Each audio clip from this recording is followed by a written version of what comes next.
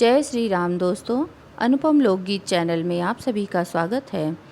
आज मैं आप लोगों के सामने एक प्यारा सा भजन प्रस्तुत करने जा रही हूँ। अगर मेरा भजन आपको पसंद आए तो प्लीज़ मेरे चैनल को लाइक, सब्सक्राइब और शेयर करना मत भूलिएगा। बड़ी भाग्यशाली जमिनिया हो जहाँ होला शिव चर्चा, बड़ी भाग्यशाली जमिनिया हो जहाँ होला शिव चर्चा। शिव चर्चा सुनी के गणपति जी आइन, शिव चर्चा सुनी के गणपति जी आइन। संगवा में रिद्धि सिद्धि मैया हो जहाँ होला शिव चर्चा, बड़ी भाग्यशाली जमिनिया हो जहाँ होला शिव चर्चा। शिव चर्चा सुनी के ब्रह्मा जी आए, शिव चर्चा सुनी के ब्रह्मा जी आए। संगवा में सरस्वती मैया हो जहाँ होला शिव चर्चा, बड़ी भाग्यशाली जमिनिया हो जहाँ होला शिव चर्चा।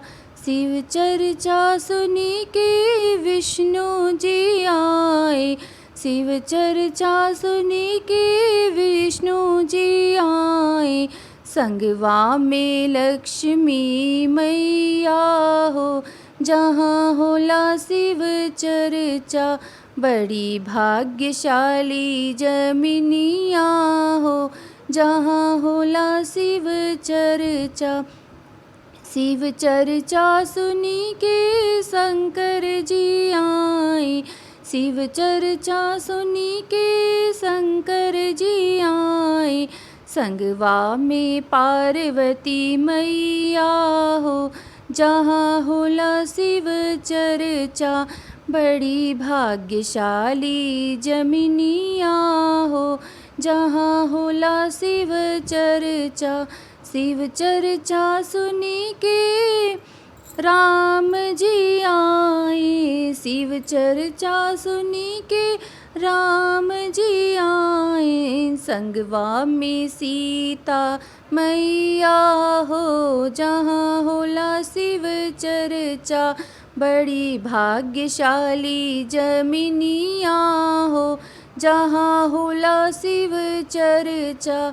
शिव चर्चा सुनी के कृष्ण जी आए, शिव चर्चा सुनी के कृष्ण जी आए।